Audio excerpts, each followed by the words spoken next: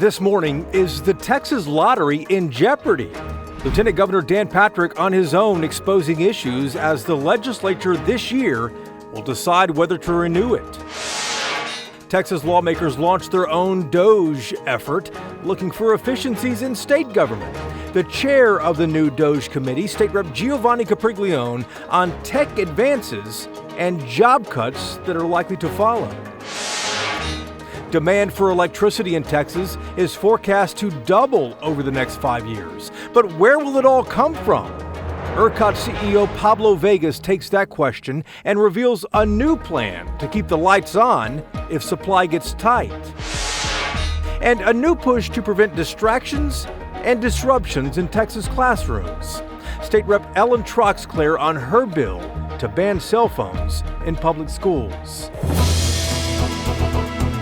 Inside Texas Politics with Jason Whiteley starts now. Good Sunday morning, I'm Jason Whiteley. A lot happening this week, but let's start with the headlines as always. There is a lot of chatter right now about the future of the Texas lottery. Is it in jeopardy? Check Lieutenant Governor Dan Patrick's video that he posted to X the other day. He conducted his own investigation into the lottery and a courier service in Austin after it sold an $83 million winning ticket. Patrick suggested this violates the spirit of the law because it came from a courier service rather than a 7-Eleven or a mini mart. The Texas lottery, though, is up for sunset review right now, and lawmakers will be deciding whether to keep it. The Texas Senate has revealed teacher pay raises. It's Senate Bill 26 for those who want to track it here. The legislation proposes up to $10,000 raises for teachers in smaller districts with less than 5,000 students. Teachers in large school districts could get up to $5,000 more per year. This also gives all teachers access to free pre-K for their own kids. And Texas Agriculture Commissioner Sid Miller, he wants to stop putting fluoride in tap water. The Trump administration has made similar calls. Miller said this is all about personal freedom. Texas cities have added fluoride to your water since the 1940s. It strengthens tooth enamel and prevents cavities. But critics say toothpaste now is just as effective. Let's start this morning with DOGE, not Elon Musk's operations in D.C., but Texas Republicans now copying that effort. After being in control, though, for the last quarter of a century, Texas Republicans say they think they can find efficiencies in state government that they have led. For starters, how about making driver's licenses digital? You can renew yours online rather than wait at a DPS center. State Rep Giovanni Capriglione chairs the new bipartisan DOGE committee and says tech advances at the state level are also likely to lead to job losses. Waste, fraud, and abuse. Let me ask you, where do you start in Texas government, and what do you think you're going to find?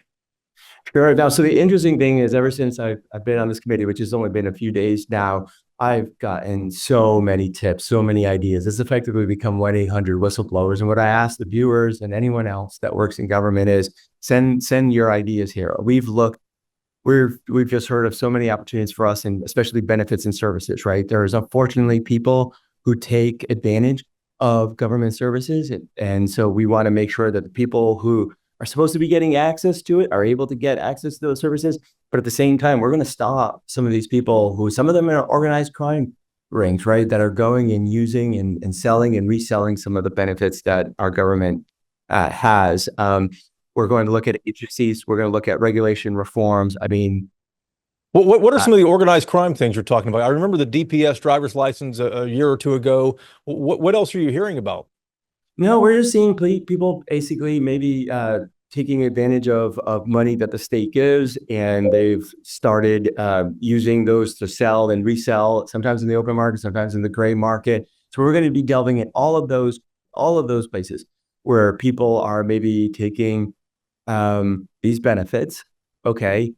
And in some of this, we've heard about a while ago, okay, when it came to huge unemployment claims, when there's other things that the state has done. So we're looking forward to going after every single one of these people who is not qualified to be receiving that.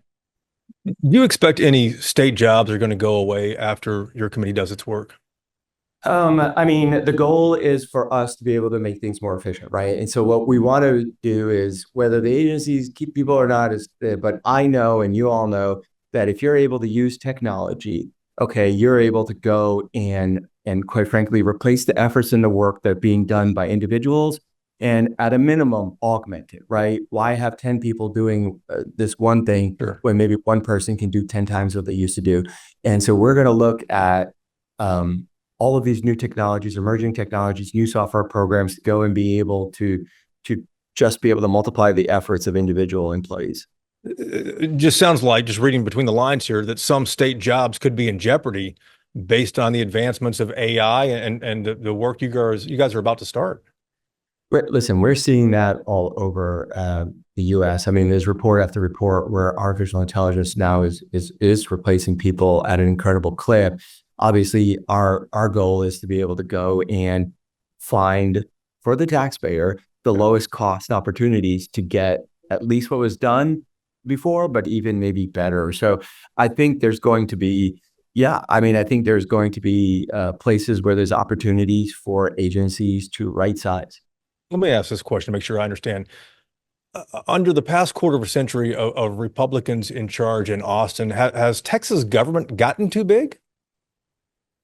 Well, I mean, I think what has happened is Texas has gotten big, right? So many people have moved into Texas. Today, it's almost 1,500 people a day. So obviously, government grows with population and inflation. And we've worked on things in the past few years, and we put them in just, I think, 4 years ago to limit the growth of government. So we now have today 5 different ways to limit the budget, with the last one being population plus inflation. So I think that's the metric we should use. I mean, however many years ago, there's probably less than half the number of people that are here today. But at the rate that we're growing, we're at 30 plus million already. So I think part of it has to do with just the massive number of people who want to be Texans. Mr. Chairman, we appreciate the time, sir. Thank you. All right, thank you. All right, let's bring in the roundtable to talk about the politics of this. Bud Kennedy is here from the Fort Worth Star-Telegram. Ashley Godot is a political director at KVUE in Austin, and Bernadine Steptoe, political producer at WFAA in Dallas. Bud, the GOP's been in charge for 25 years in this state. Why isn't the state government running efficiently under these conservatives? Suddenly they're going to get efficient. Well, you can tell, listen, and this is, Gio is a good dollars and cents guy. He's not a good talking on television guy, I think. But the fact of the matter is they came up with this idea so they could kind of tag on to what was being done in Washington. They said, let's have a Doge in Texas. And they're kind of making it up from there as they go along. If you really dug into efficiency, you talk about all the different state university systems, or you try to consolidate the business operations of some of the small school districts. They can't wait any of that. They can't. This is within the House. You can't really get into any of the pet projects of anybody in the House. So they're going to try to find some ways to just consolidate jobs, save money without getting into the core of what Texas really does. You can't cut child welfare, Medicaid, things like that. Well, Ashley, what are you expecting to see out of this? They have 2 years to get going. They have 2 years to get going, and so I think there will be some suggestions, but I just also think Texas already has Sunset Advisory Commission. We already look at our agencies, look and see which way, what is going on in those agencies, ways that we could make cuts, ways that we could make them more efficient. But I think everyone would agree, hey, if there's a few things that you could do to save some money and potentially have some money to put into other areas of the government, budget, then that's great. But it's not like we're going to take the money and stow it away in the rainy day fund. That's just not how it works. You're just taking money from one area to potentially put it somewhere else. And any look, Bernadine, at the government is great, I think, at the end of the day, regardless if one party's been in charge for 25 years and these things have happened under their watch. Well, and absolutely. But as both Bud and Ashley have said, what's going to get cut? Pet projects, and the Republicans have been in charge, and I think that now they're just jumping on the bandwagon with Trump, but because I don't see them doing a whole lot of efficiency. We shall see. Back in just a moment. Here's what's ahead. When we come back here, big new companies are connecting to the Texas electric grid, but ERCOT CEO has a new ask of them if supplies get tight. And State Rep Ellen Troxclair says banning cell phones in Texas classrooms is a no-brainer. She makes her case for this new law. Next on Inside Texas Politics. Welcome back to Inside Texas Politics. There is a new push right now to prevent distractions and disruptions in Texas public school classrooms. State Rep Ellen Troxclair is proposing to ban cell phones during the school day. She is a Republican from Austin who took our questions from the Capitol. Representative, welcome to the program here. A lot of school districts across the state already banned cell phones. Why in the world is this necessary to make this a state law? Absolutely. Well, most of our school districts do have a policy where cell phones are supposed to be out of sight, and it's a pretty impossible task to ask our teachers to compete with a tiny internet portal with addictive social media on it for kids' time and attention. The mental health crisis that our kids are dealing with is really absolutely shocking, both as a mom and as an appropriator of, over $100 billion this session to public schools. We kind of have a responsibility to make sure that those classrooms are set up for success, that those teachers and students are set up for success. So, and there's something to be said for just focusing on those interpersonal skills again, right? Like you need those to survive in the real world. And I had a graduating senior who, when I asked for his feedback about this bill, he said, Miss Troxclair, I'm so sad to think about all the conversations I missed during my 4 years of high school because we were just all glued to our phones. And now I'm, going off to college, and I'm not sure that I'm fully prepared because. Wow. Because of that experience. And so when you have your 18-year-old boys and girls telling you this, they are pleading for us to save them from the peer pressure of needing to be on their phones all the time. You said this bill is supported overwhelmingly by law enforcement, and it will allow, you said, police to respond more quickly and efficiently to a school emergency. Explain that one, because I immediately go back to Uvalde and know that situation and know other situations where students in classrooms have provided valuable information to responding officers. Sure. Well, as we both know, there was a long list of things that went wrong in that absolute tragedy in Uvalde. It is widely supported by law enforcement because if there is an emergency, first of all, we want to make sure that only accurate information is getting out there. And we've seen a lot of inaccurate information get out there that might not be true. And then when there is an emergency, law enforcement has a hard time getting to the places that they need to be because they get caught in traffic or there's misdirection. And so when you're in those situations, you need students that are listening and paying attention to the teachers in the classrooms. And like I said, if something really needed, if somebody needed it, they could cut open the pouch and have access to it. But at the end of the day, school safety is a priority and it's an issue, and it's not the burden of these kids to solve it. It's our responsibility to make sure our classrooms are safe regardless of whether or not they have cell phones in them. Representative, thanks for the time. We appreciate it. Thanks so much. Now to the power grid and the explosive growth in Texas. Demand for electricity could outpace supply by next summer. ERCOT revealed that worst case scenario just this month, but ERCOT CEO Pablo Vegas said that's just part of the challenges ahead. Mr. Vegas, welcome back to the program here. Demand for electricity in the state could outpace supply by next summer, I've been reading. That's a worst case scenario that the report has outlined, but what do Texans need to be doing right now to prepare for that, if anything? Yeah, it's really the report that we published last week really is helpful when you look at it from just a trending perspective. And what the trend is showing is that the state of Texas is growing.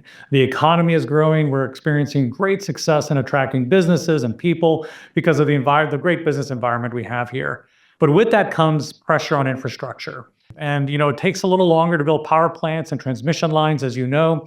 And so what we expect to happen is we expect the market to respond to those kinds of signals. We expect the market to jump in and to start developing the supply resources to meet that demand. And we also think a lot of that demand that's coming to Texas has a likelihood of being able to be flexible, meaning that during periods of scarcity, they can pull back on their usage, which really helps with reliability. And that report doesn't reflect all those nuances. So what's more important is really the trend that it's showing and what we need to do today in order to make sure we address that. Let's look farther out here. You and I have talked about this before. Texas is growing, so is the demand for electricity as well. ERCOT says in the next 5 years that demand for electricity is likely going to double, and a lot of folks are, wondering where that all comes from. What do you tell Texans who are concerned, and even businesses who might be looking at Texas to relocate, wondering, is Texas going to have the power that we need? We are going to have the power we need. We're fortunate that we live and work in an environment where the regulations are low, the ability to connect in customers and power to serve them happens faster in Texas than anywhere else in the country. We also have the ability to build transmission infrastructure faster than anyone else in the country because of the fact that, we are governed and overseen by the Texas legislature and the Public Utility Commission of Texas. And we don't have to get permission from the federal government in order to invest in our power supply and in our transmission supply. So that makes things happen much faster here. And so I know we can keep up with this growth. We've been keeping up with it. We will continue to do so. And that's something that I think I want Texans to be confident that the economy that we're experiencing today is going to bring a lot of benefits, and we'll be able to keep up with it on the reliability side. The legislature is in session right now. Are there any specific bills that you're watching? One of the things that we're always focused on is how can we improve and support reliability in the short and the long term. One of the things that's important is the potential to require more flexibility for these large loads that are coming. A lot of these loads that are coming, these customers, they have backup generation right with their facilities. If we can tap into that backup generation during peak periods, that helps to improve reliability right away in the short term. One of the bills that's moving through the Senate right now has that kind of a provision in it. So we'll be keeping an eye on that, but we think that's an important characteristic to help support this growth that's coming. So if there's a large data center that comes online, obviously, like any television station, they have their own generators. Are you talking about ERCOT potentially being able to tap into those generators if there is a huge demand? Almost. So what we're actually saying is because these generators, these data centers have this backup generation on site, what they can do is actually run off of their own generators during a peak period. And so we don't have to connect those generators to run on our grid. We just need the data center to run off of it for an hour or two during a peak demand period. That's what we're talking about. Always good to see you. Thank you for the time. Appreciate it. Thanks for the opportunity to catch up. You can keep up with Texas politics all week long. We explore other issues facing the state on our podcast. It's called Y'all-itics. New content, fresh interviews, episodes drop every Sunday morning, and you can find them wherever you get your podcasts. Up next here on this program, the Roundtable is ready in just a moment. Time now for Reporters Roundtable to put the headlines in perspective. Back with us this week, Ashley Godot, the political director at KVUE in Austin. Bud Kennedy is here from the Fort Worth Star-Telegram, and Bernadine Steptoe, political producer at WFAA in Dallas. Ashley, let's start with you and the education legislation going on down in Austin. The House of Representatives has its own voucher bill out. The Senate's was out within hours, it seemed, of gaveling into session last month. How are these two bills different? So I think the big thing is how much money a student could potentially get from an ESA. The Senate has a very kind of hard number of at least $10,000. It's a little bit more if there's a student with a disability.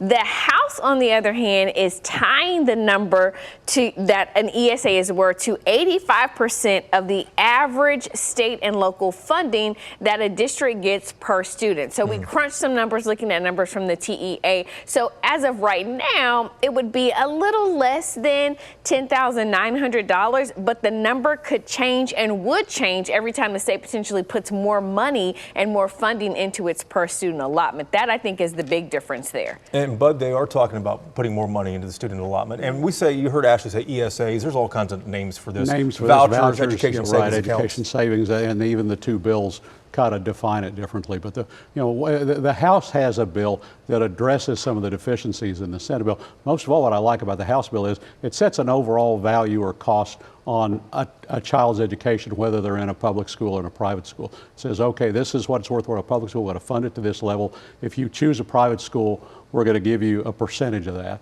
But it sets the value of public school. It commits to public schools along with private schools. You're seeing, and the message from the House is, this is the best we can do, Senate. We're not going to pass a bill like yours. The vote in the House was always going to be close, and it's still close. That's why you see this thunderous lobbying effort to get the House to pass it. Some of the far right is kind of trickling away. Some of the conservatives are saying, well, we're not sure we want our private schools tied up with the state. But Bernadine, we heard Speaker Burrows just the other day say the votes are there to get this passed in the House, which has always been the roadblock in the past. Well, they could be, and we've always said that the voucher bill probably will pass, but what's in it is going to be the stickler part. And I think that the House is looking at, it's going to be probably universal, but they're looking more at the underprivileged kids, the The disabled, special yeah. needs kids. So they're looking more at students and public schools as well. That's what the House is looking at, more at public schools instead of the Senate in terms of how they're coming out with their bill. Let's talk about the DOGE effort in D.C. We heard earlier from Giovanni Capriglione, the chairman of the Texas DOGE effort. The DOGE effort in D.C., we've heard all the cuts, Bud, all these cuts going on. How is this going to impact Texas, though? Because it's got to get from beyond the headlines here into the state at some point. Well, first of all, we're going to hear conversation among Republicans. They love what's going on in Austin. They love the DOGE and the tax cuts. They love cuts in the government. What they're not going to love is cuts in the defense industry. And the defense industry is huge here, Ashley. I mean, with Fort Bliss, you have Killeen, Fort Bliss and El Paso, you have Killeen with Fort Hood. I think the names have since changed, though they may be changing back. But defense is huge, especially with San Antonio as well. Well, not only there, you have to remember that we have a base, the Futures Command is right here in Austin. And so that is sort of the newest, right, branch. And so I think if there are going to be cuts made and we're going to start looking at contracts and we're going to start looking at contractors, there's a potential for a really big impact to be felt right here in Austin. We're also seeing that with the IRS offices here. So I think it sounds good to people, but it's going to have real impacts for real people here, and it's really going to impact our economy. I don't know how many are going to, miss the IRS offices, Bernadine, but the rest of it, you're cutting into, deep into Texas here. And keep in mind that these congressional representatives, they have to run for re-election. Sure. And to cut these budgets and to affect everyday people and voters, it's not going to sit well. But the question is, how long are they going to sit back and allow these cuts to continue and these cuts to actually become a reality? And we will wait to see how these start impacting the state. Guys, thank you so much. Appreciate it. Thank you for watching as well. Back next Sunday to take you inside Texas politics, and we hope to see you then.